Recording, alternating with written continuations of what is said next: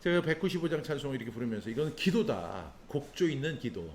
그래서 저는 이 찬양을 이렇게 자주 부릅니다. 하나님 성령이여 우리 찬송 부를 때 진심으로 찬양하게 하소서. 우리 함께 찬양해 보겠습니다. 195장 찬양입니다. 우리 함께 찬양하겠습니다.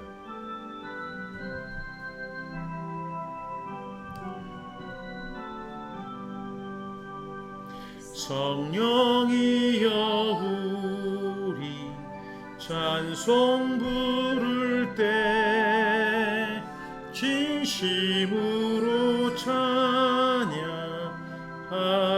하소서.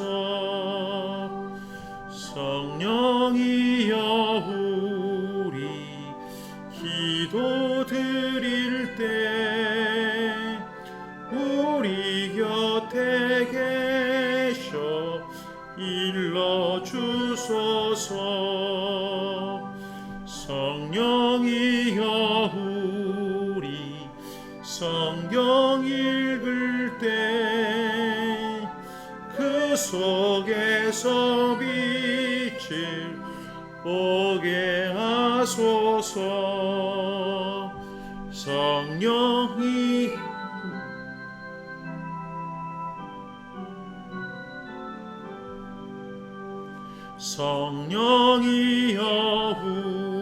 우리 전도할 때에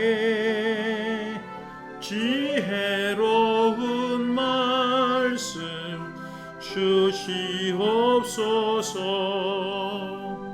성령이여 우리 겸손해져서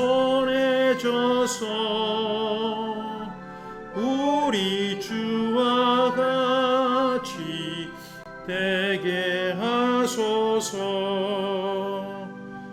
아멘.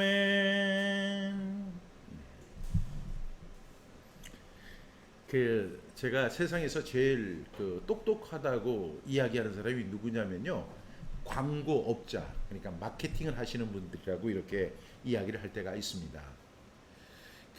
마케팅을 하는 분들은요, 마케팅을 잘 하려면 사람들의 어떤 인지적 오류, 그리고 착각들, 그리고 사회적 증거들을 넘어서는 그런 판단력이 있어야 한다고 합니다.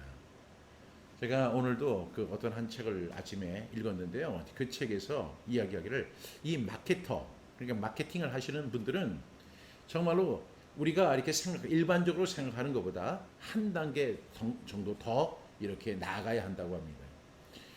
그런데 이 마케터들이 항상 가장 중요하게 여기는 것 중에 여러 가지 이론들이 있습니다만은 그 중에서 가장 중요한 핵심은 바로 반복입니다.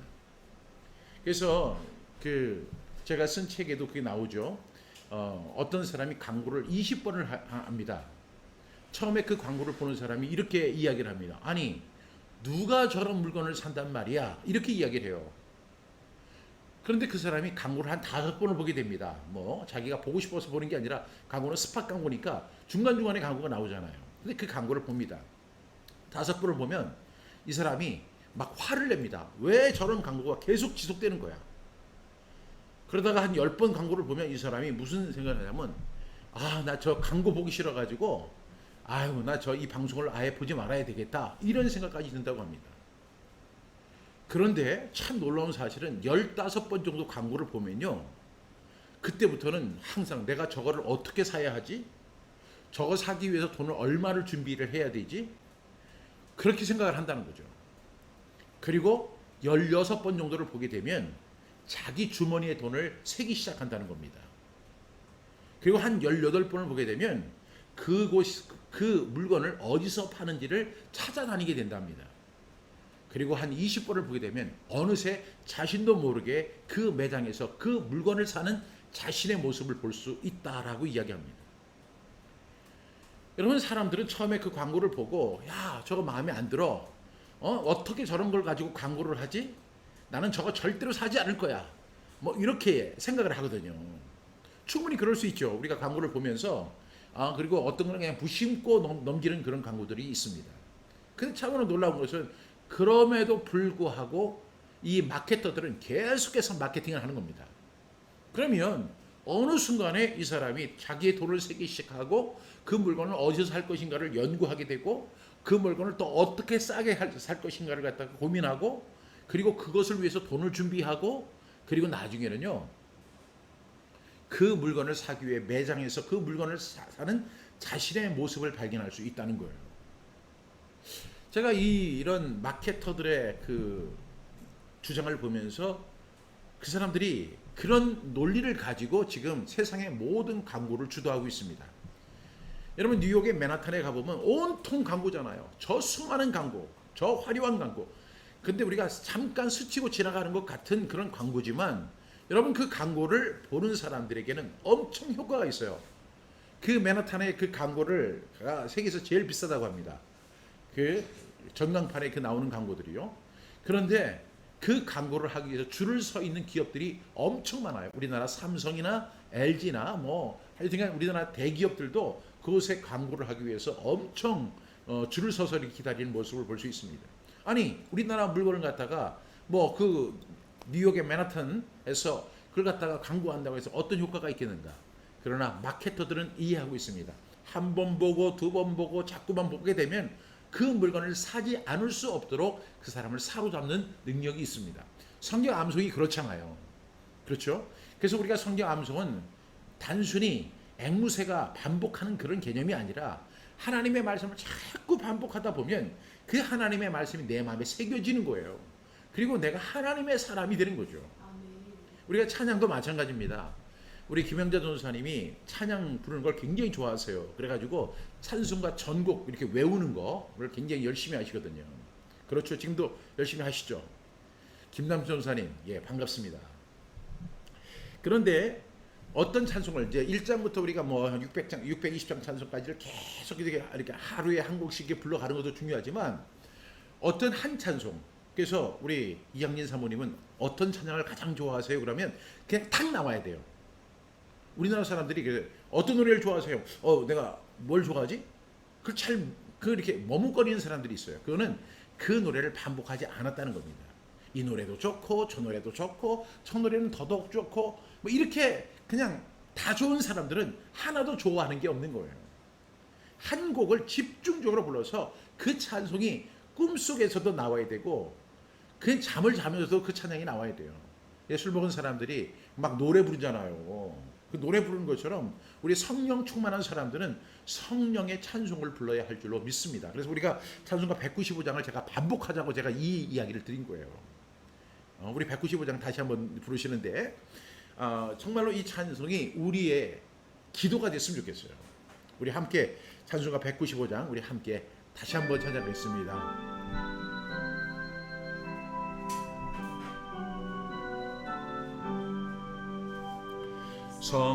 성령이여 우리 찬송 부를 때 진심으로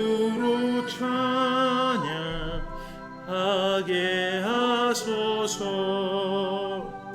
성령이여 우리 기도 드릴 때 우리 곁에 계셔 일러주소서. 성령이여 우리 성경 읽을 때 그 속에서 빛을 보게 하소서.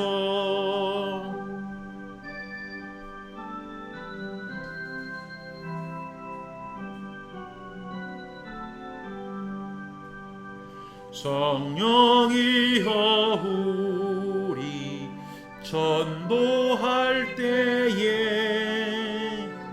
지혜로운 말씀 주시옵소서. 성령이여 우리 겸손해져서 우리 주와 같이 되게 하소서. 아멘.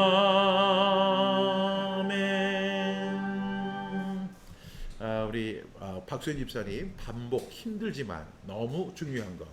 예, 반복은 정말 힘든 것 같아요. 왜냐하면 내가 아는데 이걸 또 한다는 그 자체가 얼마나 힘들어요. 그것은 어떤 그 육체적인 그런 고통이 아니라 정신적인 고통인 것 같아요. 이걸 내가 알고 있고 내가 잘할 수 있는데 이걸 또 반복한다. 이건 정신적인 고통 같아요. 그런데 여러분, 그런 것을 극복할 수 있어야 될 줄로 믿습니다.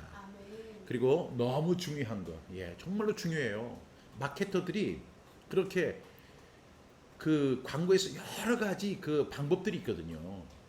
그러나 그 반복들을 가능하게 하는 방법이 바로 반복이라고 이야기합니다. 그러니까 한 번 광고가 나와서 그 물건을 절대로 팔 수가 없어요.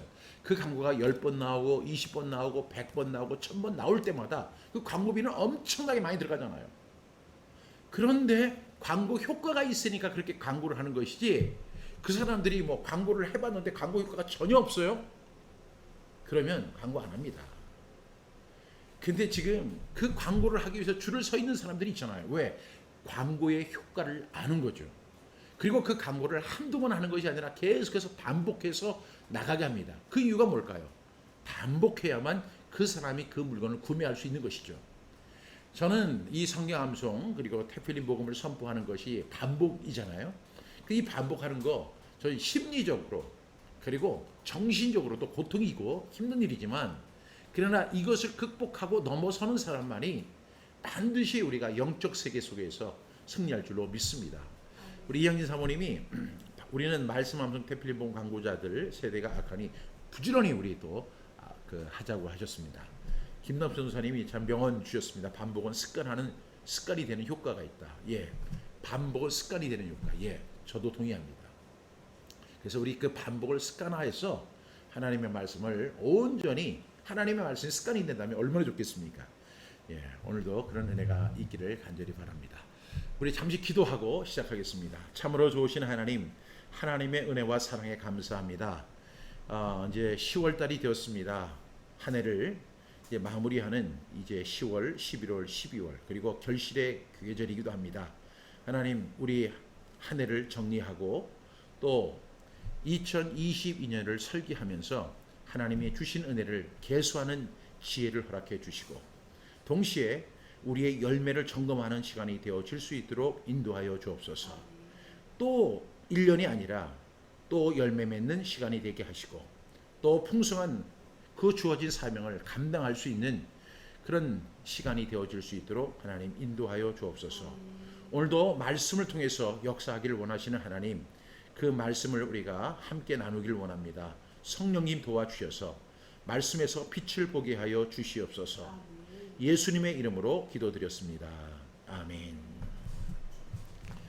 오늘 교재는요, 140쪽입니다. 140쪽 54번. 우리를 구원하신 하나님의 마음은 무엇입니까? 우리 함께 선포합니다. 시작. 디도서 3장 5절 말씀. 우리를 구원하시되 우리의 행한 바 의로운 행위로 말미암지 아니하고 오직 그의 국률하심을 따라 중생의 씻음과 성령의 새롭게 하심으로 하셨나니. 디도서 3장 5절 말씀. 아멘, 아멘. 오늘 수리님도 참석해 주셨습니다.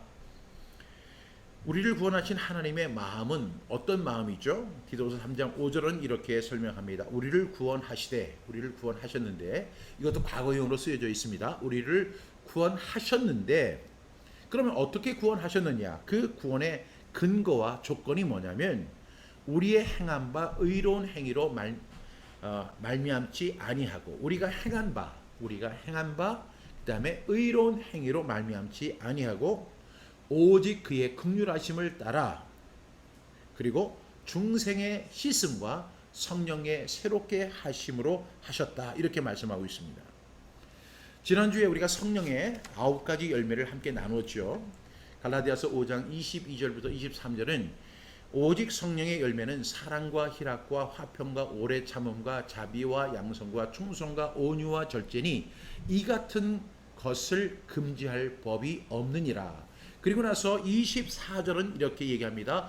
그리스도 예수의 사람들은 그 정욕과 탐심을 십자가에 못 박았느니라. 이렇게 이야기하죠. 그러니까 그 말씀이 연결되는 말씀인데 제가 좀 같이 넣었으면 좋을 뻔했는데 그걸 같이 넣지를 못했네요. 그래서 5장 22절부터 24절 그 어린이 테필린 아니 어린이 하브르트 한글 용어에는 이 말씀이 같이 들어가 있어요. 그런데 오직 성령의 열매를 지난번 주에 한 분이 이런 질문을 유튜브에 올리셨어요. 나는 성령의 열매를 맺고 싶은데 어떻게 성령의 열매를 맺습니까? 이런 질문을 하는 거예요. 그래서 제가 그분에게 댓글로 이렇게 썼죠. 구원을 먼저 점검하십시오. 이렇게 제가 썼어요. 여러분 여기서 오직 성령의 열매는 사랑과 희락과 화평과 오래 참음과 자비와 양성과 충성과 온유와 절제는 이 같은 것을 금지할 법이 없다라고 얘기한 다음에 이 말씀에 해당되는 사람들이 누구죠? 바로 24절에 나타나는 그리스도 예수의 사람들이죠. 그러니까 그리스도 예수에게 소속된 사람, 그리스도 예수께 사로잡힌 바 된 그 사람들, 그리고 그리스도 예수의 그 종된 사람들, 그리고 그리스도 예수를 주인으로 모시고 살아가는 사람들, 다시 말하면 구원받은 사람들, 하나님의 백성, 그리고 천국 시민권을 이미 확보한 사람들, 이런 사람들이잖아요. 예. 그러면 이 성령의 열매는 누가 하냐면 그리스도 예수의 사람들만이 얻을 수 있는 결과들입니다. 그러니까 만약에 성령의 9가지 열매가 나의 삶 속에서 나타나지 않는다면 우리는 무엇을 점검해야 되죠? 우리의 구원, 정말 예수 그리스도 나의 주되심을 내가 받아들이고 있는가 하는 사실을 우리가 인정해야 되는 거죠. 그래서 그리스도 예수의 사람들은 그 정욕과 탐심을 십자가에 못 박았다 이렇게 이야기하는데 그것도 과거형이잖아요. 그러니까 내가 지금 내 정욕과 내 탐심을 십자가에 못 박겠습니다 라고 선언하는 게 아니고 이미 내가 예수 그리스도를 나의 구주와 그 주님으로 영접한 그 순간에 이미 나는 내 정욕과 탐심을 십자가에 못 박은 거예요. 그러니까 못 박을 것이 아니고 내 어떤 의지적 노력이 아니라 내가 예수 그리스도를 나의 구주와 주님으로 영접한 그 순간 이미 나는 그 나의 정욕과 탐심을 십자가에 못 박은 것입니다. 그런데 그 정욕과 탐심의 스티그마, 그 흔적들이 아직도 내 속에 남아 있는 거죠. 그래서 그 제2의 정욕, 그 다음에 심플 내처, 그러니까 그 죄성을 가진 그 습성대로 자꾸만 살아가려고 하는 것이지 이미 우리는 그 정욕과 탐심을 십자가에 못 박은 거예요. 그것이 구원받은 증거고 그것이 바로 예수 그리스도와 내가 그리스도와 함께 십자가에 못 박혔다. 그 사실을 인정하는 사실이죠. 그런데 여기서 제가 지난주에 그 설명을 안 한 것 중에 이제 우리가 정욕과 탐심을 십자가에 못 박았다 하니까 이 정욕도 나쁜 것이고 탐심도 나쁜 것이다. 이렇게 우리가 받아들이기 쉬운데 이 정욕이라고 하는 말이 영어로는 패션이에요, 패션. 패션이라는 것이 어떤 의미냐면 열정이라는 거죠. 열정. 사람은 누구나 다 열정을 갖고 살아야 돼요. 인생을 살아갈 때 긍정적으로 살아가기 위해서는 그 열정이 있어야 됩니다. 공부를 하는 학생에게는 공부에 열정이 있어야 되고 사업을 하는 사람에게는 사업에 열정이 있어야 되고 그리고 운동을 하는 사람에게는 운동에 열정이 있어야 되죠. 우리는 그 열정이 있는 사람들을 좋아하잖아요. 여기서 정욕이라고 하는 것은 그렇게 단어를 표시했지만 영어 단어는 그렇게 나쁜 단어로 의미를 한 게 아니에요. 근데 그 정욕, 그 패션이라고 하는 이 열정, 나의 열정조차도 십자가에 못 박아야 된다는 거예요. 그러니까 여러분 우리가 신앙생활을 할 때 어떤 사람이 혼자서 열심히 해요. 그러면 목사님이 뭐라고 이야기를 하냐면 저 사람 오래 못 가겠네. 또 입으로 열정적으로 이야기하는 분들이 있어요. 그런 사람들은 저 사람은 믿지 못하겠네 이렇게 이야기한다고요. 여러분 그 열정이라는 것이 참 좋은 것이지만 나의 열정 그리고 나의 소망 여기서 이야기하는 desire라고 하는 것은 나의 어떤 염원하는 거예요. 소망이 될 수도 있고 나의 꿈이 될 수도 있고 나의 비전이 될 수도 있고 나의 어떤 목표, 삶의 이유가 될 수도 있는 거예요. 그러니까 이 정욕과 탐심, 그러니까 내가 예수 그리스도를 나의 구주와 주님으로 영접하기 전에는 나는 항상 두 가지를 갖고 살아가는 겁니다. 열정을 갖고 살아가는 것이고 또 하나는 desire, 나의 염원을 갖고 살아가는 거예요. 나는 무엇을 하고 싶다, 어떤 일을 하고 싶다, 그리고 나는 그것으로 해서 돈을 벌고 싶다. 그런데 문제는 뭐냐면 진짜 행복하라는 거죠. 그 너의 열정조차도 너의 그 염원하는 소망, 그 비전, 너의 꿈, 그리고 그 포부까지도 다 십자가에 못 박으라는 거예요. 야, 제가 그것을 보면서 그리스도 예수의 사람이 정말로 어려운 삶을 선택한 것이구나. 그러니까 예수 그리스도를 내가 저는 예수님을 영접하기로 결단했습니다. 예수님은 나의 주님이 되셨습니다. 예수님은 나의 구세주가 되셨습니다. 이렇게 말하는 건 굉장히 쉬워요. 물론 그 믿음이 없는 사람은 그것조차도 못하죠. 그런데 내가 만일 내 입으로 예수를 주로 시인하며 또 그를 죽은 자 가운데 살린 것을 내 마음에 믿으면 구원을 받으리라. 사람이 마음으로 믿어 의에 이르고 입으로 시인하여 구원에 이른다. 이렇게 말씀하고 있죠. 그렇기 때문에 우리는 그래, 주님은 나의 주님이십니다. 주님은 나의 구세주이십니다. 이렇게 우리가 고백하는 그 자체도 어려운 거지만 그 자체를 나중에 우리가 정말로 나의 그 열정과 나의 그 염원하는 바를 십자가에 못 박아버리고 그냥 주님만 바라보고 따라가는 게 얼마나 어렵겠어요. 근데 그렇게 따라갈 때 나는 손해보는 삶인 줄 알았어요. 그렇게 살면 내가 손해볼 거야. 왜? 내 꿈, 나의 열정도 다 사라졌잖아. 그거 다 십자가에 못 박았잖아. 그러니까 나는 주님만 따라가니까 얼마나 불쌍한 사람인가 이렇게 생각하기 쉽죠. 영어로 얘기하면 I have decided to follow Jesus. No turning back. 절대로 돌아서지 않겠다. 그러나 주님이 그렇게 예수님이 나의 구주가 되시고 주님이 나의 주님이 되시는 것이 내 인생 자체를 놓고 볼 때 절대가 손해가 아니라는 사실을 주님께서 알려주셨죠. 왜? 내가 곧 길이요 진리요 생명이라는 거죠. 그러니까 나의 그 열정조차도 초라한 거예요. 별로 의미가 없는 것이죠. 그리고 나의 염원하고 나의 소원하고 내가 꿈꾸고 나의 비전 같은 거 이것도 나는 정말로 대단한 것 같고 정말로 나는 그런 웅대한 비전을 갖고 있는 것 같지만 그리스도가 길이 되시고 진리가 되시고 생명이 되시는 절대자 앞에 섰을 때는 내 열정도 초라한 것이고 내 염원도 초라한 거예요. 그리고 그 주님의 길과 진리와 생명의 그 그림자도 되질 못해요. 그러니까 정말로 주님으로 모신 사람은 자기의 열정과 그 염원도 십자가에 같이 못 박아야 되는 거예요. 그것을 할 때 우리가 갈라디아서 5장 22절의 말씀 바로 성령의 열매는 사랑과 희락과 화평과 오래 참음과 자비와 양성과 충성과 온유와 절제 이러한 성령의 열매들을 거두게 된다는 것이죠.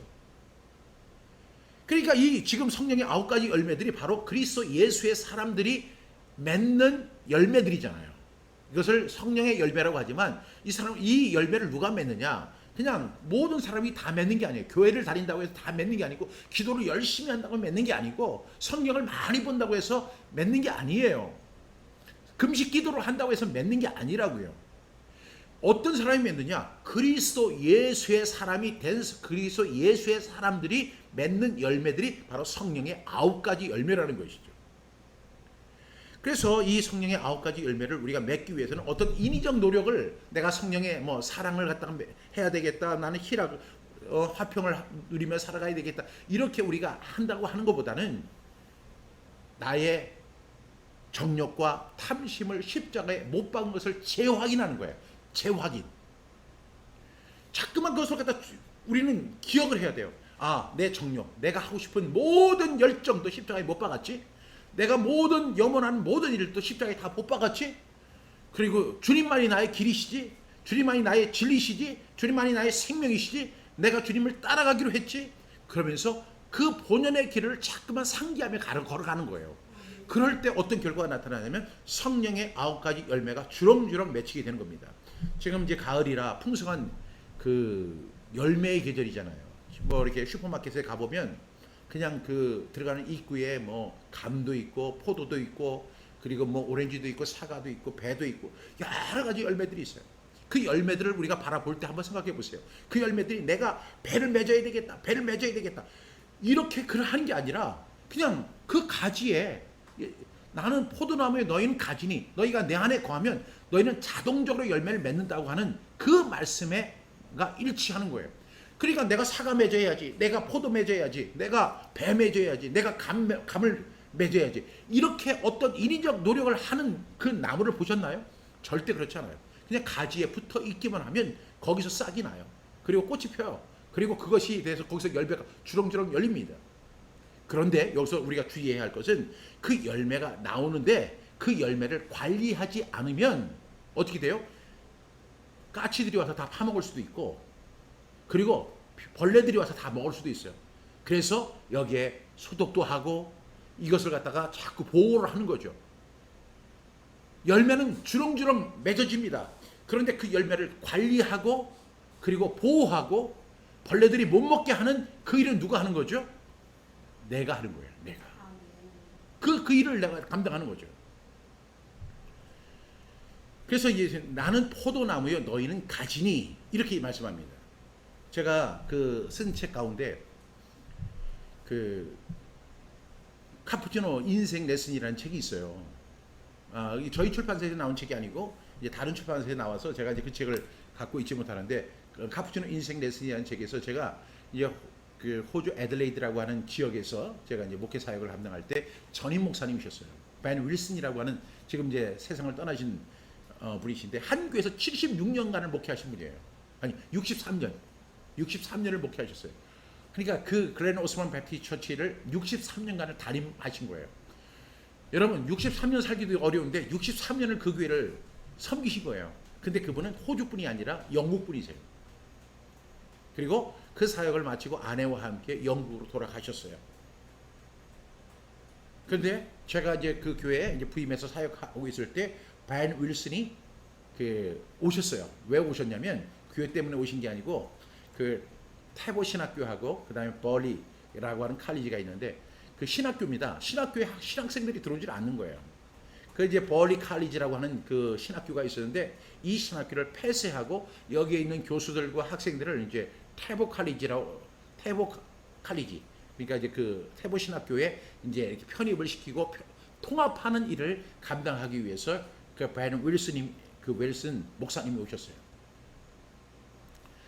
제가 이제 그 벤 윌슨을 만났는데 그 벤 윌슨이 진짜 멋있더라고요.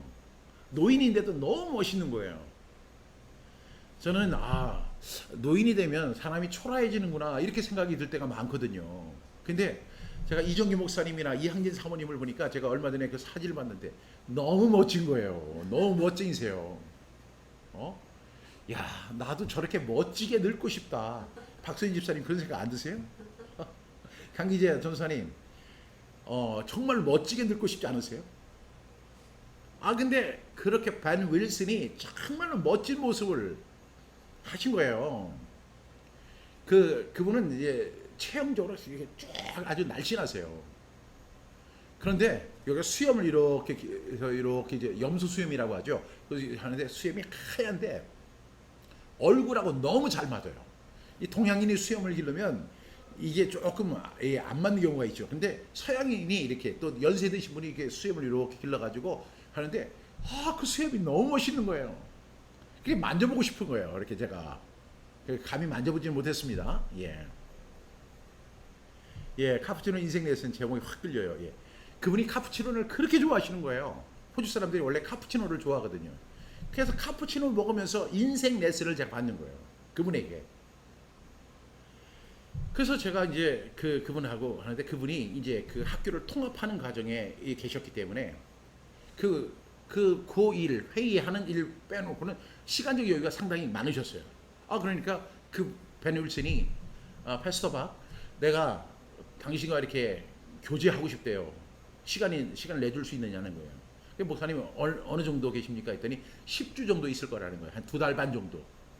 그래서 일주일에 한 번씩 수요일이었어요. 수요일 날 그 목사님과 함께 같이 만나가지고 오전에 만나서 오후 한 3시, 4시까지 그분과 함께 교제하는 시간을 갖는 거예요. 저는 그분이 스코틀랜드 출신이에요. 그래서 이 발음이 되게 어렵게 들리는 거예요. 제가 잘 못 알아듣겠는 거예요. 그래서 어떻게 했냐면 제가 녹음기를 들고 혹시 그분의 이야기를 놓칠까봐. 그래서 제가 녹음기 해가지고 그 당시에는 지금처럼 바위만한 조그만 테이프 있잖아요. 그 테이프를 4개, 5개를 준비를 해가지고 120분짜리 테이프를 준비를 해서 그분의 그하고 같이 대화하는 내용을 갖다 이야기합니다. 이분은 연세가 많으신 분이에요. 그 당시에 85세 정도 되셨으니까. 근데 상당히 멋진 분이에요.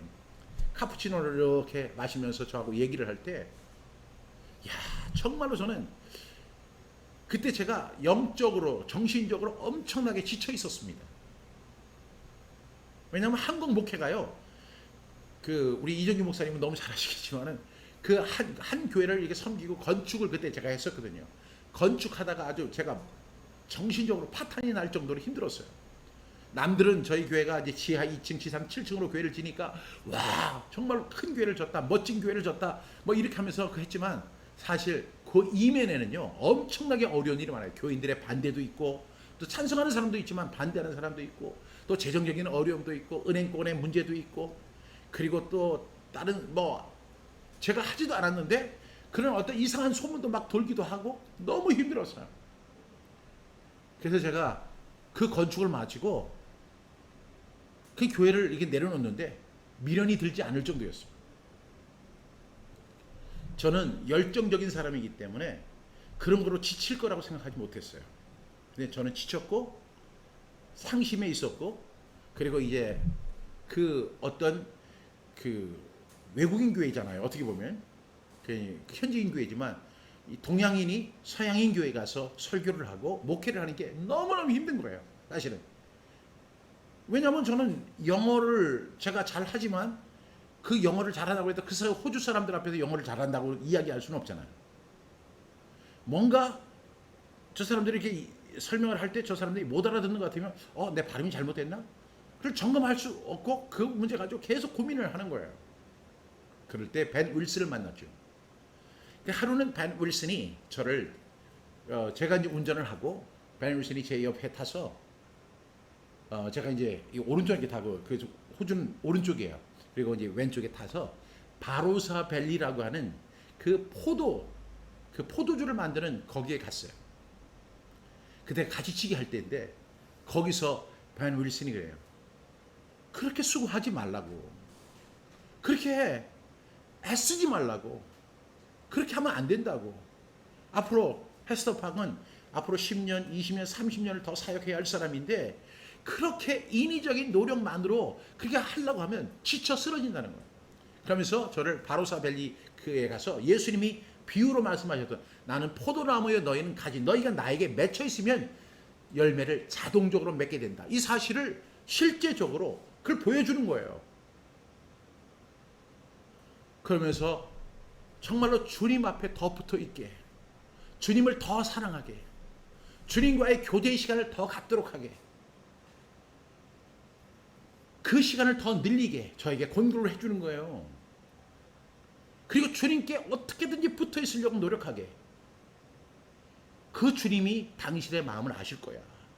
저한테 이렇게 말씀해 주십니다.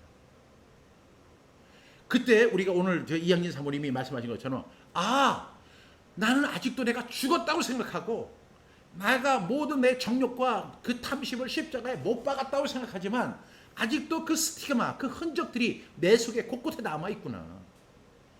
그래서 아직도 나는 내 열심, 내 노력, 내 인위적인 어떤 방법, 이 문제를 가지고 이 문제를 해결하려고 하는구나. 그러니까 말로는 뭐 주님을 사랑합니다, 난 주님이 나의 주인이십니다, 이렇게 이야기하지만 아직도 내 습성, 그 죄의 습성, 심플 내처가 내 속에서 작용을 해가지고 내 인위적으로 하려고 하고, 그때는 주님 죄송하지만 좀 가만히 계세요, 제가 알아서 할 테니까 주님은 쳐다보고 계세요, 이렇게 이야기하는 방식, 그런 식으로 행동하는 제 자신을 발견해 보는 거예요. 그런데 이 사도 바울은 네가 성령의 열매를 맺느냐? 사랑과 희락과 화평과 오래참과 자비와 양성과 충성과 온유의 절제, 이 성령의 9가지 열매를 어떻게 맺느냐? 어떻게 맺느냐가 아니라 사실은 뭐죠? 어떤 사람이 맺느냐 하는 것이 더 정확한 말이에요. 어떤 사람이 맺느냐? 그리스도 예수의 사람만이 맺을 수 있는 거예요. 그럼 그리스도 예수의 사람은 어떤 사람입니까? 그 정과 욕심을, 내가 구원받을 때 나의 모든 죄를 십자가에 못 박았잖아요. 그 동시에 그 정욕과 탐심조차도 십자가에 못 박는 거예요. 나의 passion and desire, 이것까지 다 십자가에 못 박아버리는 거예요. 그리고 더 주님을 바라봐야 됩니다. 더 주님을 가까이 하는 거죠. 그리고 주님 앞에 더 붙어 있는 거예요. 그때 나는 자동적으로 열매를 맺게 된다는 그런 이야기예요. 여러분, 제가 이렇게 이야기하는 것은 세상의 상식과 전혀 틀린 이야기예요. 왜냐하면 세상 사람들은 더 노력해라, 더 큰 꿈을 꿔라, 그리고 더 열정을 갖고 하라. 그렇다고 해서 제가 길과 진리와 생명 되신 예수님을 따라갈 때 그냥 뭐 초라하게 폐단병처럼 이렇게 쫓아가는 게 아니잖아요.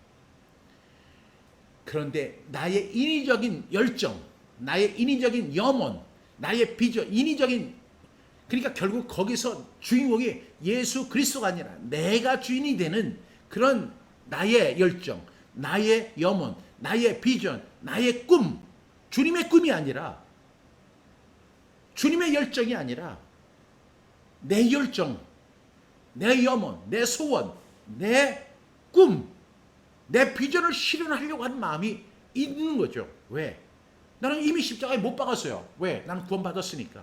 예수 그리스도를 나의 구주와 주님으로 영접했으니까 구원받았어. 그런데도 내 몸에 그런 죄의 잔재들이 지금도 남아서 저를 그렇게 만들어가는 거예요. 그래서 정말 신앙생활이 어려운 것 같아요. 그냥 우리가 신앙생활을 단순히 교회를 다니고 헌금 생활을 하고 모임에 열심히 참석하고 예배에 열심히 참석하고 기도하고 이런 것으로만 우리가 생각을 한다면 어쩌면 굉장히 쉬워요.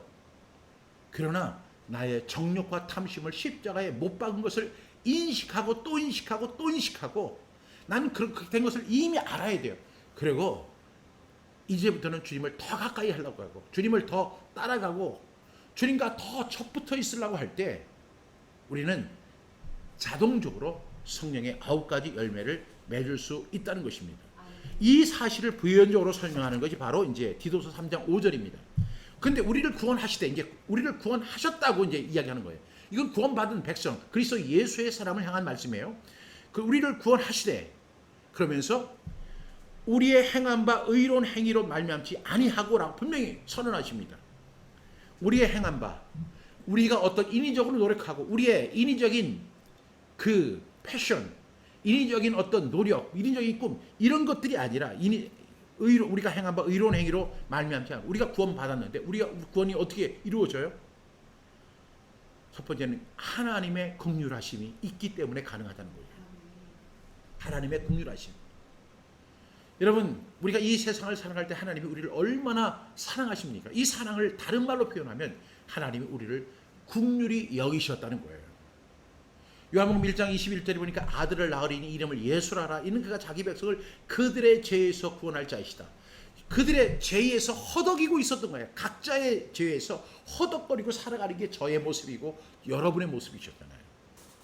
그러다 보니까 너무 이 죄의 무게가 너무 무거우니까 너무 힘든 거예요. 그래서 하나님이 우리를 불쌍히 여기셨어요. 그 불쌍히 여기셨다는 것은 하나님의 사랑이 있기 때문에 가능한 거잖아요. 하나님이 우리를 너무 불쌍히 여기는 거예요. 마치 아비가 그 자식을 불쌍히 여긴 같이, 그리고 그 어미가 젖 먹는 어린아이를 갖다가 불쌍히 여긴 같이 그 사람들은 혹 설령 자기 자식을 버릴지라도 나는 너를 잊지 아니할 것이라고 하나님 그렇게 말씀하시는 거예요. 그러니까 하나님은 너무너무 우리를 사랑하세요. 그러니까 하나님이 우리를 구원하시는데 우리의 행한 바 의로운 행위로 우리를 구원하신 게 아니에요. 우리가 의롭기 때문에, 우리가 열심히 일을 많이 했기 때문에, 우리가 정말로 엄청난 업적을 남겼기 때문이 아니라 우리의 행한 바 의로운 행위로 말미암지 아니하고 오직 그의 긍휼하심을 따라 하나님이 우리를 불쌍히 여기셨다는 거예요. 긍휼히 여기셨다는 거예요. 긍휼히 여긴다는 것이 영어로 compassion이에요. compassion. 그런데 come이라는 것은 함께, passion, 느낀다는 거죠. 그래서 이 compassion은 예수님께서 이 세상에 오셔서 그 병자들을 갖다 대하실 때 예수님이 그냥 엄청 능력이 많으니까 막 손만 대고 그냥 지나가신 게 아니에요. 그 사람을 긍휼히 여기사 이렇게 이야기하십니다. 여러분, 어떤 환자가 하나 있어요. 이 환자가 지금 질병 때문에 어려움을 겪고 있습니다. 그런데 여러분도 겪어보셨겠지만 질병 때문에 어려움을 겪는다고 하면 그 질병이 만약에 10년이면 10년 동안이 얼마나 긴 시간이고 얼마나 긴 고통의 터널이겠어요. 우리는 지금 현상만 보는 거예요. 현상만. 그러나 주님은 이 사람의 알파와 오메가가 되시니까 다 아시는 거예요. 이 사람이 겪었던 수많은 좌절, 아픔, 고통, 눈물 모든 걸 다 알고 계세요. 그래서 예수님이 이 공간복음의 저자들은 항상 긍휼히 여기셨다 이렇게 이야기합니다. 예수님은 이 세상에 오셔서 그 환자들을 고쳐주시기 이전에 그 마음속에 긍휼히 여기사 이런 말씀이 나와요. 컴패션. 그리고 함께 느끼시는 거예요. 얼마나 너 그것 때문에 고통 겪었니? 얼마나 잠을 못 잤니? 그것 때문에 네가 얼마나 아파하고 힘들어했니? 주님은 그 고통 그걸 다 아시는 거예요. 그래서 주님이 긍휼히 여기셨어요. 근데 하나님이 우리를 구원하시는데 어떻게 해요? 우리가 죄로 인해서 허덕거리고 사는 거예요. 죄는 마치 이 갯벌 같아 가지고요. 들어가면 들어갈수록 더 깊이 빠져 들어갑니다. 헤쳐 나오고 싶지만 자기의 인위적인 노력으로 도저히 그 문제를 헤쳐내 나올 수가 없어요. 죄는요 끈적끈적 해가지고요 절대로 몸에서 떨어지지 않는 아스팔트 그 타르 같아요. 그렇게 고생하고 그것 때문에 눈물 짓고 그렇게 힘들어하는 그런 나를 주님께서 어떻게 하셨어요? 하나님께서 긍휼히 여기셨다는 거예요. 긍휼히 불쌍히 여기셨다는 거죠. 여러분 저를 좀 불쌍히 여겨주세요. 우리가 남편은요 아내들을 좀 불쌍히 여기셔야 돼요. 그냥 남편은 아내들이 밥을 이렇게 해주면 맛있네 이렇게 하지 말고 이것을 준비하기 위해서 이러한 가정 어디 슈퍼에 가서 이 물건을 사고 이 음식 하나가 탄생하기 위해서는 그 맛이 최고의 요리사가 만든 음식보다 분명히 못할 수 있어요. 그러나 이 음식 하나를 만들기 위해서 이걸 갖다가 어떤 음식을 만들까 고민하다가 그래 오늘 고추말이 해야 되겠다. 그래 가지고 이제 고추 그걸 사 가지고 그걸 삶아 가지고 거기다 밀가루를 붙여 가지고 삶고 그렇게 해 가지고 막 요리를 해서 그렇게 쉽게 나오는 것 같죠. 그 과정이 있다고요. 그 과정을 우리가 다 이해하는 것이 컴패션이에요. 당신은 그냥 뚝딱하면 음식이 나와. 이렇게 얘기하는 사람은 진짜 나중에 늙어서 후회할 거예요. 어쩜 이렇게 맛있냐고. 당신이 만든 음식을 먹어보니까 세상 이렇게 맛있어요. 우리 김드락 장로님 그렇게 하실 것 같아요. 그래서 그 과정 어떻게 이런 반찬을 생각해냈어? 이렇게 하면서 아이고 이 고추 다듬는데 얼마나 힘들었어. 그리고 이 고추를 갖다 이렇게 누굴 생각하면서 만든 거야? 이렇게 하면서 그런 과정 그것에 참여하는 일이 바로 컴패션이에요. 그것이 긍휼히 여기고 불쌍히 여기는 거죠. 그래서 남편은 아내를 긍휼히 여겨야 되고 아내는 또 남편을 긍휼히 여겨야 돼요. 불쌍히 여겨야 돼요. 그래서 서로 인자하게 여기며 불쌍히 여기며라고 했잖아요. 서로 인자하게 여기며 서로 불쌍히 여기라고 사도 바울은 우리에게 말씀하고 있어요. 우리 불쌍하게 여기셔야 돼요. 아유 우리 여기 계신 분에게 우리 박선희 집사님 불쌍하십니다. 이렇게 하면 기분 나쁘실 수 있어서 제가 안 하지만 박선희 집사님은 저를 불쌍히 여기셔야 돼요. 우리 박 목사님 이 사역을 하려고 얼마나 불쌍하신가 얼마나 고생하시는가 이렇게 불쌍히 여기셔야 돼요.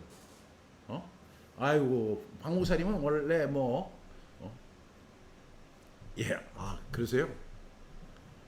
김드락 장로님이 나를 위해서 만들어 주신대요. 그럼 우리 석재 목사님 역시 그 대장부 같으세요. 여장부 같으세요. 그랬더니 방은희 사모님이 그럼 가정천국이 임하겠네요. 그 가정천국이네요. 김정희 집사님. 그러니까 아내를 긍휼히 여기라니까요. 불쌍히 여기라는 거예요. 반찬 하나를 만드는 것도요. 그냥 만드는 게 아니에요. 만약 시장에 가서 그냥 하나 사서 그냥 밥상에 놓는 게 아니라고요. 그 반찬이 맛있든 맛이 없든 좀 간이 덜 됐든 간에 그것을 만드는 과정 속에는 수많은 과정들이 다 있는 거예요. 불쌍히 여기는 서로 인자하게 서로 불쌍히 여기라는 거예요. 이게 성경적인 말씀이에요. 여러분들이 불쌍해서 그렇게 불쌍히 여기는 게 아니라 사람은 그 과정을 겪어가면서 어떤 일을 만들어낼 때 그 보이지 않는 이면의 세계가 있잖아요.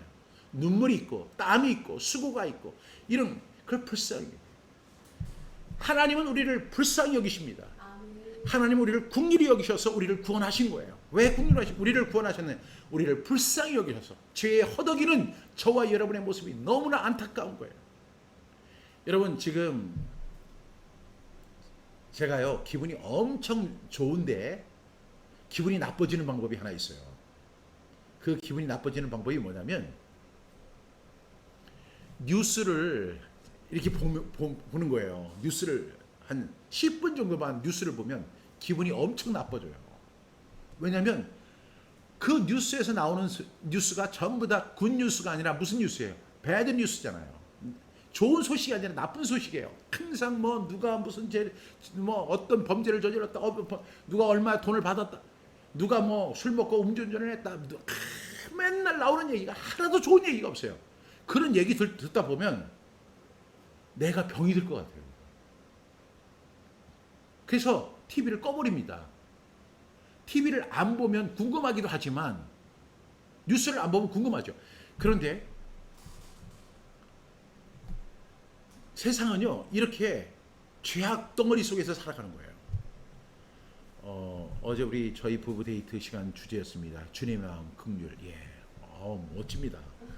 우리 원로 목사님, 당신이 누군데 멍수 맛있어? 항상 할매 자랑지. 이야, 진짜 이정규 목사님 세상을 사는 방법을 아시는 것 같아요. 예,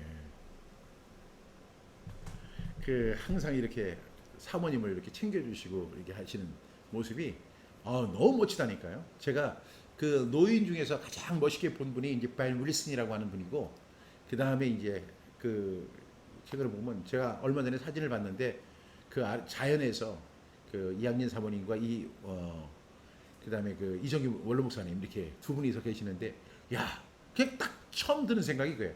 나도 저렇게 늙고 싶다. 이런 생각이 들더라고요.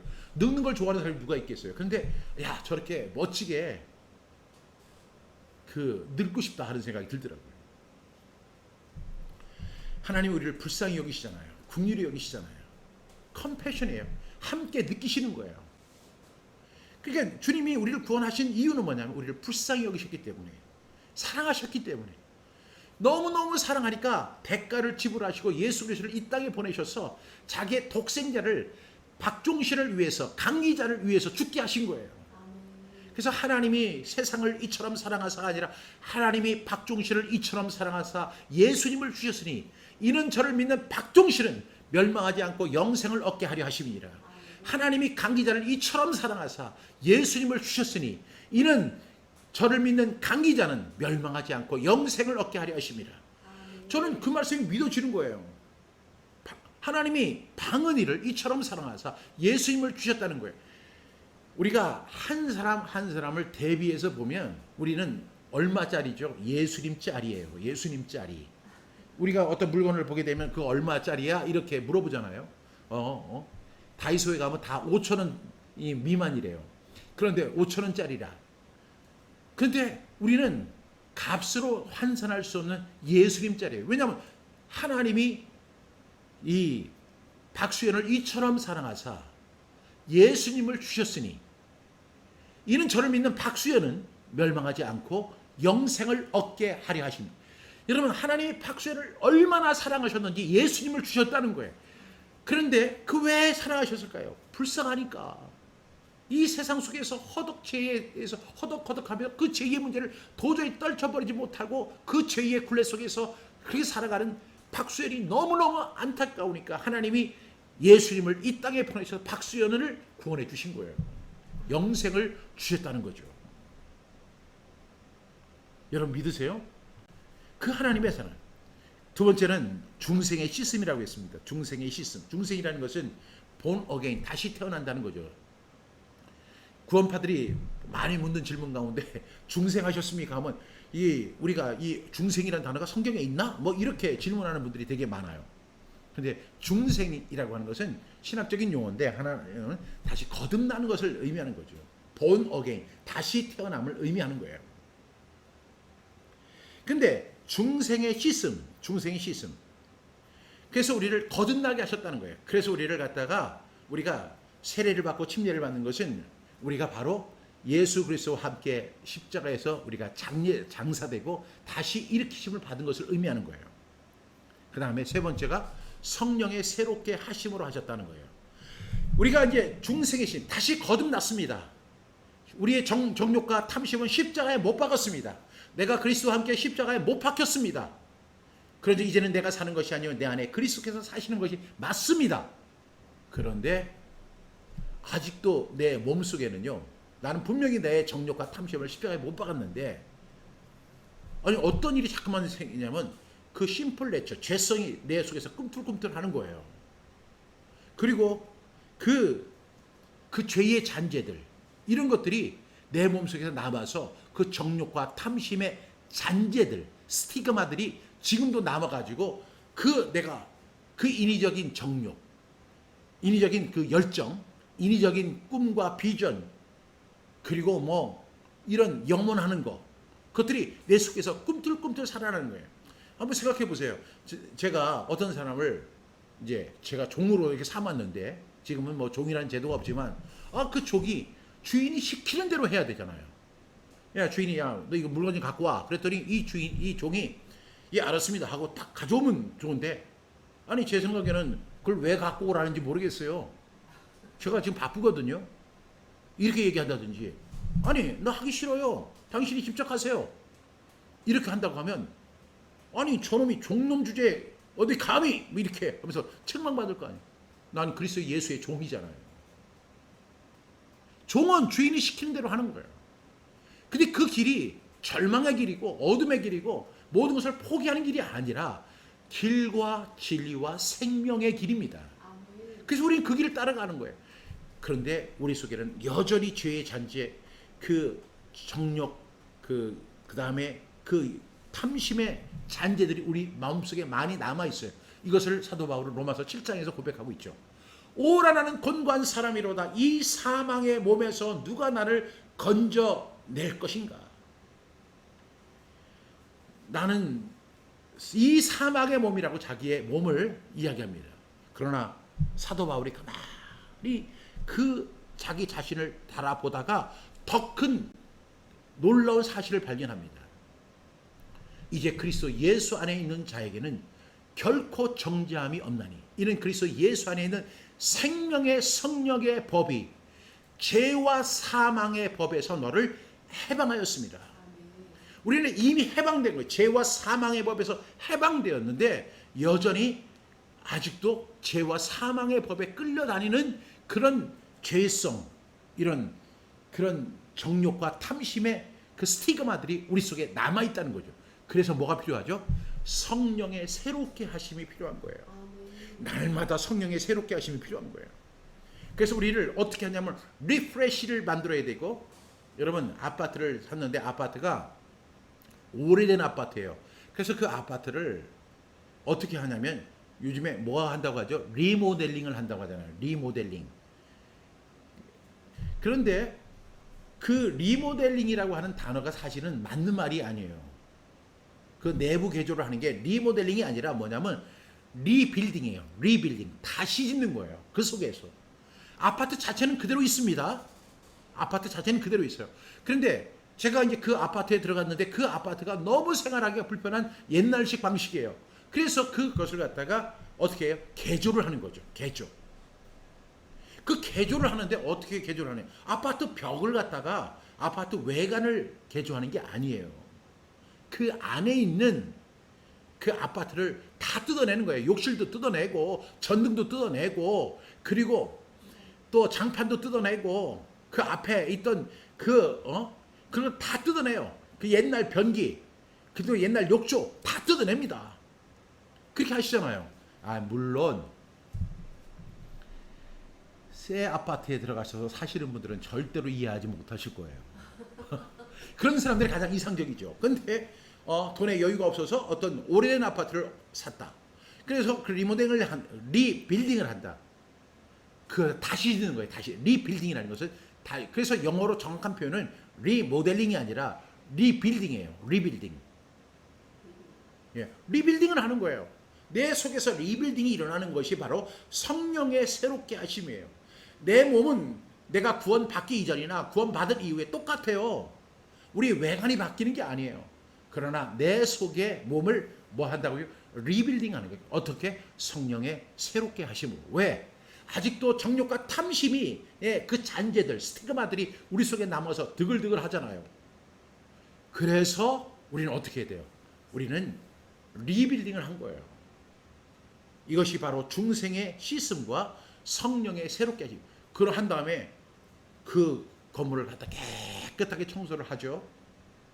그러면 비록 이 외관은 노후해 보이죠. 우리의 외모는 날로 흡해질 수밖에 없어요. 그러나 우리의 영은 날마다 새롭도다. 여러분 아멘이십니까? 이것이 바로 주님이 나의 주인이 되시는 거예요. 그래서 우리를 구원하셨는데 어떻게 구원하셨느냐? 우리가 행한 바 의로운 행위로 말미암지 아니하고 오직 그의 긍휼하심 그리고 그 다음에 중생의 씻음 그리고 성령의 새롭게 하심으로 하셨다는 거예요. 이것이 우리 가족 속에서 계속해서 일어나고 있는 거예요. 성령의 새롭게 하심. 나는 오늘도 성령의 새롭게 하심으로 내 몸을 계속 청소하고 있어요. 내 속을 깨끗하게 하고 있어요. 왜? 그 죄의 잔재들이 내 몸속에는 아직도 남아있거든요. 이것을 갖다가 계속 성령의 새롭게 하심으로 우리는 씻어내는 거예요. 우리 속에 이 성령의 죄의 잔재들 그리고 정욕과 탐심의 잔재들 그런데 뭐가 있냐면 거기에 악한 우리 내적 질병들도 있어요. 근데 그 우리의 어떤 왜곡된 가치관 우리의 잘못된 그런 어떤 그런 것들을 우리는 어떻게 해야 돼요? 성령의 새롭게 하심으로 우리는 날마다 깨끗하게 해야 돼요. 우리 속에 들어있던 열등의식, 우리 속에 들어있던 피해의식, 우리 속에 있던 비교의식, 우리 속에 들어있던 수치심, 우리 속에 들어있던 복수심, 우리 속에 들어있던 분노 조절 실패, 우리 속에 들어있던 죄책감, 우리 속에 우리를 갖다가 좌지우지하는 각종 중독들, 그리고 우리 속에 들어있는 자기 원망, 그리고 자기 부정, 그리고 자기 동정, 우울함, 죄책감, 수치심, 그리고 슬픔, 남을 미워하는 미움, 그리고 남을 쉽게 정죄하는 정죄의식, 그리고 하나님과 좀 더 가까이 하지 못하게 하는 친밀감의 부재, 이런 것들이 우리 속에 도사리고 있잖아요. 죄의 잔재로. 성령의 새롭게 하시면 그것을 씻어냅니다.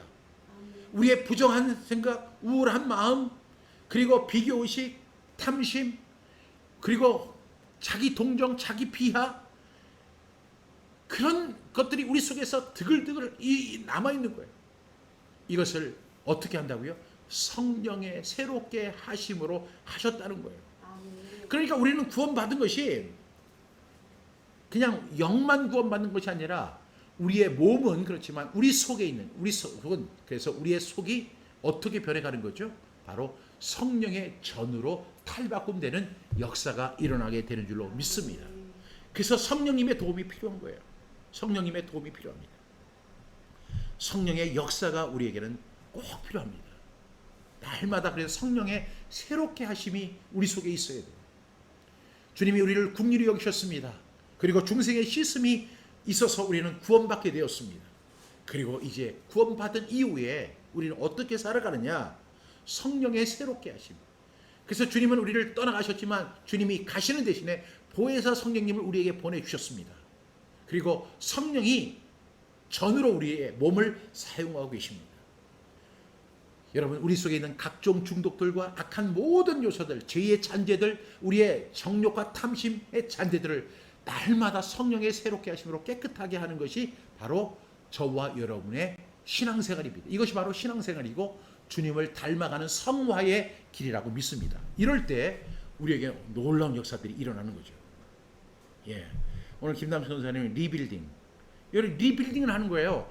리모델링이 아니에요. 리빌딩이에요. 아니, 모델을 갖다 만드는 게 아니라 리빌딩 합니다. 내 속. 그래서 아파트 그 외관은 그대로 있어요. 그렇지만 그 안을 갖다 완전히 리빌딩을 해서 완전히 새로운 건물로 만드는 거예요. 우리 방은희 사모님이 고린도서 4장 16절 말씀 시작. 우리 함께 선포합니다. 시작. 그러므로 우리가 낙심하지 아니하노니 우리의 겉사람은 낡아지나 우리의 속사람은 날로 새로워지도다. 아멘. 어떻게요? 성령의 새롭게 하심으로. 아멘입니까? 예. 오늘 방은희 사모님이 역시 방조교님답게 최고로 이렇게 귀한 말씀을 적절하게 주셨습니다. 네. 우리가 낙심하지 않습니다. 왜? 우리의 겉사람은 낡아지는 것은 분명해요. 그래서 낡아지더라도 우리 이향진 사모님 그리고 이정규 목사님처럼 멋지게, 그리고 제가 제 그 영적 멘토로 여기는 우리 바이언 윌슨 그 목사님처럼 멋있었으면 좋겠어요. 그러나 우리의 겉사람은 분명히 낡아집니다. 그러나 우리의 속사람은 날로 새롭습니다. 여러분 믿으세요? 예, 저는 그걸 그렇게 살아가는 거예요. 그래서 그렇게 살아갈 때 우리가 그 전에 우리가 지난주에 나눴던 말씀이죠. 오직 성령의 열매는 사랑과 희락과 화평과 오래 참음과 자비와 양성과 충성과 온유와 절제, 이 성령의 9가지를 풍성하게 맺을 수 있다고 저는 확신합니다. 아멘. 그 열매가 지금은요, 우리가 이 죄의 습성이 있을 때에도 또한 그 탐심의 정욕과 탐심의 잔재가 있을 때도 우리는 열매를 맺습니다. 그런데 그 열매가 너무 보잘것없는 거예요. 여러분, 열매가 보잘것없으면 그건 상품 가치가 없어요. 그런데 그 열매를 우리가 풍성하게 만드는 것은 우리의 속에 있는 그 죄의 잔재들, 죄성의 잔재들, 정욕과 탐심의 잔재들을 성령의 새롭게 하심으로 날마다 새롭게 하는 거예요. 그러면 그때 누구의 역사가 있어야 돼요? 성령님의 역사가 있어야 돼요. 성령님의 역사. 그래서 우리가 찬송도 그렇게 불러야 돼요. 성령님 와서 도와주십시오. 제가 전도할 때도 성령님 도와주시고, 제가 기도할 때도 성령님 도와주시고, 제가 찬양할 때도 성령님 도와주시고, 제가 무슨 일을 하든지 성령님 도와주십시오. 성경을 읽을 때도 성령님이 도와주시고, 그리고 제가 성경을 암송하고 대표님 복음을 선포할 때도 성령님 도와주셔서 그 말씀 속에서 하나님의 빛을 보게 해 주십시오. 이렇게 주님을 더 가까이 하고 주님을 더 의지하고 주님을 더 바라볼 때 우리의 속은 날로 새로워지게 됩니다. 왜? 성령의 새로움의 역사가 우리 속에서 일어나는 거예요. 비록 나는 내 속에 죄성의 잔재들이 아직도 도사리고 있지만 그럼에도 불구하고 성령의 새롭게 하시면 더 강력합니다. 그리고 그것을 갖다 깨끗하게 씻어서 우리가 성화된 삶을 살아가게 할 뿐만 아니라 성령의 9가지 열매들이 주렁주렁 넘치게 되는 거예요. 성령의 9가지 열매는 2가지 특성이 있다고 했죠. 첫 번째는 뭐냐면 그리스도 예수의 마음을 담는 것이라고 했어요. 그리스도 예수의 마음. 너희 안에 이 마음을 품으라 곧 그리스도 예수의 마음이니 그랬잖아요. 우리는 예수님의 마음을 담는 것이 바로 그 성령의 열매를 맺는 것이죠. 두 번째는 이것이 관계지향적이라는 거예요.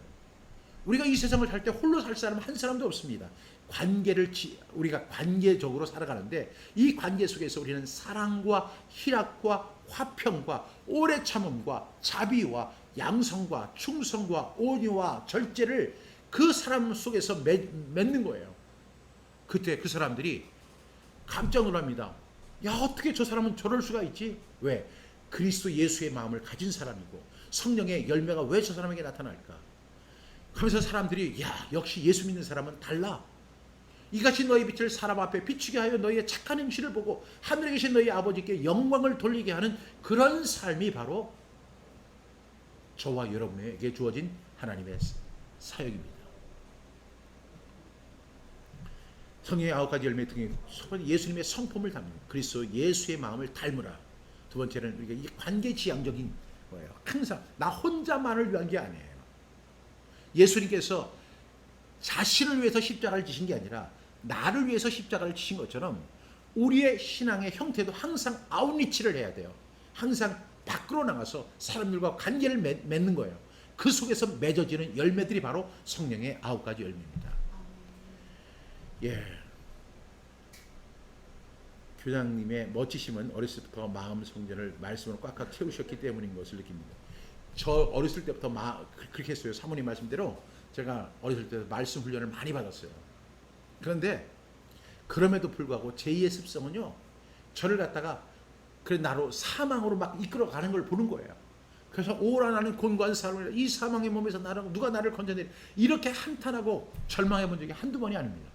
그러나 그리스도 예수 안에 있는 자에게는 결코 정죄함이 없나니 이는 그리스도 예수 안에 있는 생명의 성령의 법이 죄와 사망의 법에서 너를 해방하였다.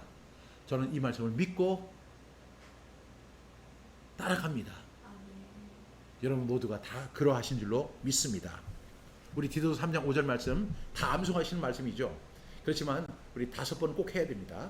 우리 반복이 그렇게 중요한 거죠. 디도서 3장 5절 5번 반복하고 하겠습니다. 시작. 디도서 3장 5절 말씀. 우리를 구원하시되 우리의 행한 바 의로운 행위로 말미암지 아니하고 오직 그의 긍휼하심을 따라 중생의 씻음과 성령의 새롭게 하심으로 하셨나니. 디도서 3장 5절 말씀. 아멘 아멘.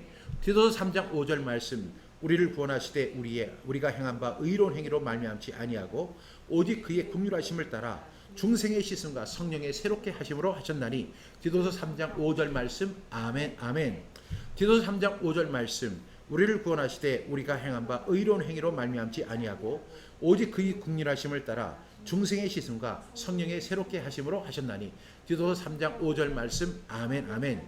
디도서 3장 5절 말씀. 우리를 구원하시되 우리가 행한 바 의로운 행위로 말미암지 아니하고 오직 그의 긍휼하심을 따라 중생의 씻음과 성령의 새롭게 하심으로 하셨나니. 디도서 3장 5절 말씀. 아멘 아멘. 이제 눈을 감고 시작. 디도서 3장 5절 말씀. 우리를 구원하시되 우리가 행한 바 의로운 행위로 말미암지 아니하고 오직 그의 긍휼하심을 따라 중생의 씻음과 성령의 새롭게 하심으로 하셨나니. 디도서 3장 5절 말씀. 아멘 아멘. 그런즉 누구든지 그리스도 안에 있으면 새로운 피조물이라. 이전 것은 지나갔으니 보라 새 것이 되었도다. 하나님, 이 고백이 그리스도 예수의 사람이 된 사람들의 고백인 줄로 믿습니다. 우리 속에 아직도 남아있는 죄의 잔재와 정욕과 탐심의 잔재들 남아있을지라도 날마다 성령의 새롭게 하심으로 말미암아 우리가 리빌딩 할 수 있도록 도와주시고, 그래서 주님을 닮는, 그리스도의 마음을 닮는 사람 되게 해주시고 성령의 9가지 열매들을 주렁주렁 맺는 그리스도 예수의 사람들 다 되게 하여 주시옵소서. 또한 우리 속에 잔재되어 있는 그 자기 원망, 비교의식, 열등의식, 죄책감, 수치심, 그리고 모든 잘못된 그런 생각들을 십자가에 다 못 박게 하여 주시고 성령의 새롭게 하심으로 깨끗함을 받아서 하나님이 우리를 창조하신 그 창조의 사역에 동참할 수 있는 우리 모두가 되어줄 수 있도록 도와주시옵소서. 하나님, 비참하게 자기의 문제를 갖고 쩔쩔매면서 어려워하며 낙심하면서 주저앉는 인생 되지 않게 해주시고, 그리스도 예수 안에 있는 자에게는 결코 정죄함이 없다. 그런즉 그리스도 예수 안에 있는 사람에게는 새로운 피조물이다. 이전 것은 지나갔으니 보라 새 것이 되었다 선언하며 살아가는 우리 믿음의 용사들 다 되게 하여 주시옵소서. 한 주간도 이렇게 우리를 지켜주시고 보호해 주심에 감사합니다. 다음 수요일 만날 때까지 건강하게 지켜주시고 반가운 얼굴로 다시 만날 수 있도록 붙잡아 주시옵소서. 우리의 가정과 자녀와 손으로 하는 모든 일에 복을 주시고 섬기는 교회 위에 하나님 부흥을 허락하여 주옵소서. 열매 맺게 하여 주시옵소서. 예수님의 이름으로 감사하며 기도드립니다. 아멘.